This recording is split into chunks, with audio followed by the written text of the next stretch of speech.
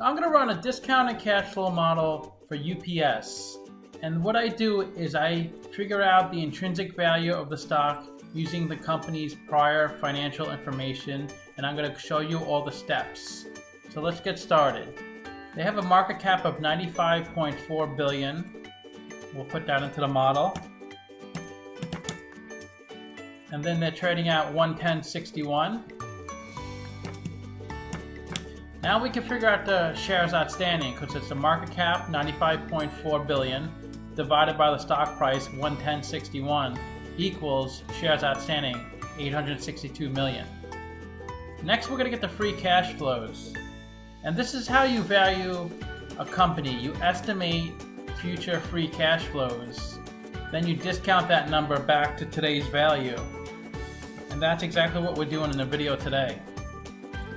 Next, for the model, we need net income. And that's on the income statement. That's a profit and loss.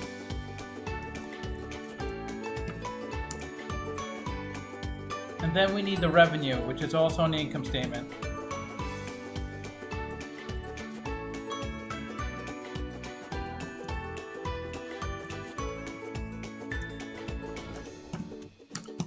So let's take a quick look at the numbers just to make sure they look okay. So you want to have mostly positive numbers. You can see 1 year they had negative free cash flow of 3.7 billion, but everything else was positive. Their revenue is growing every year, so that's a good sign.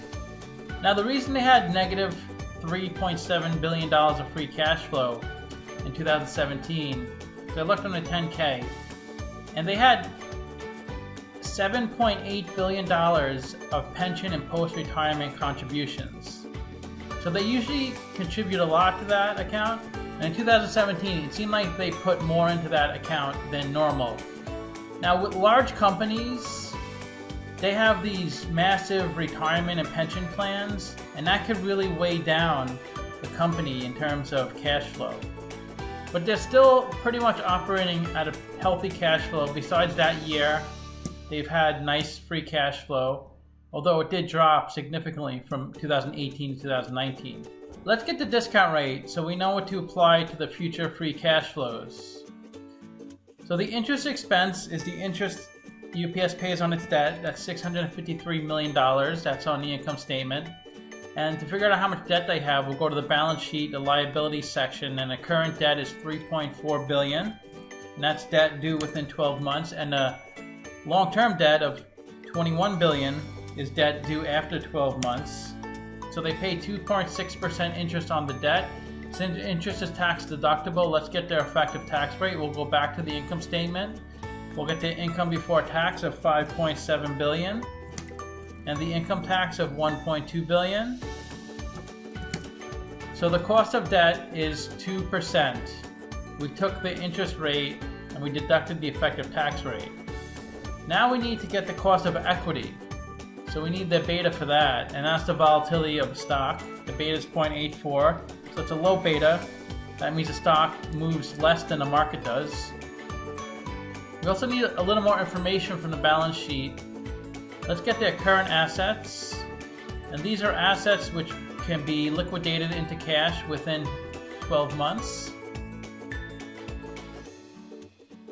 And that's $17 billion.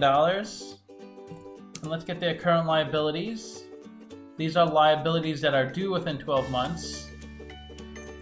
And that's good. Their current assets are above their current liabilities. That's what you want to see. Let's get their equity. That's total assets minus total liabilities. We also need their EBIT, which is earnings before interest and taxes, also called operating income, and that's $7.8 billion. So now we have the weighted average cost of capital. It's a blend of the cost of debt, 2%, and the cost of equity, 8.8%. And that comes out to 2.8%. And that's what we're going to use to discount the future cash flows. So we estimated 4 years of future free cash flows.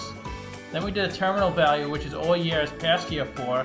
We discounted those numbers back to today using the weighted average cost of capital. And we get a value of the company of $114 billion. We divide that by 862 million shares. And we get an intrinsic stock price of 133. So it's trading at 111. So it's considered a buy, according to the model. It's trading at a 17% discount.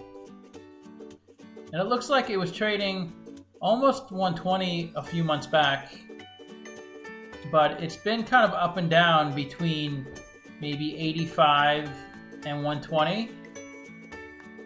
So let's look at Simply Wall Street. Let's see what they value the stock at. And they value it at 112, which is right about intrinsic value. So they're a little more conservative than me. So the stock price can always go up or down, and it doesn't really matter how the company's doing financially. It just matters how people perceive the company. So the more people that buy the stock, it pushes the price higher, and the more people that sell the stock, it pushes the price lower. Let's look at their financial ratios. So the PE, price over earnings, is 21.5. It's a little high. The average in the market's 26, and the median in the market's 16. Price to sales is really low, 1.3. That's price of stock over sales per share. So investors are willing to pay $1.30 for $1 of sales. Price to book is really high because they have so much debt, 89% debt. So they have a little bit of equity, so that's really why their price to book is so high. That's price of stock over book value per share. Current ratio is pretty good. It's 1.1, so their current assets can cover their current liabilities. ROE is just ridiculous, 136%. It's because their equity is so low with all that debt, it makes their ROE look so great. Interest coverage ratio, they don't have any problem covering their interest payments. They can cover it 12 times. So when you see a company with 89% debt, you should get a little concerned, as I would too. I would look at the interest coverage ratio, and if they could cover it 12 times, I'm a lot less concerned. It's kind of like buying a nice new car, buying a nice house, and it sounds great and it works out well when you're making a lot of money. But if you lose your job or if your salary gets cut, you're in a bad situation.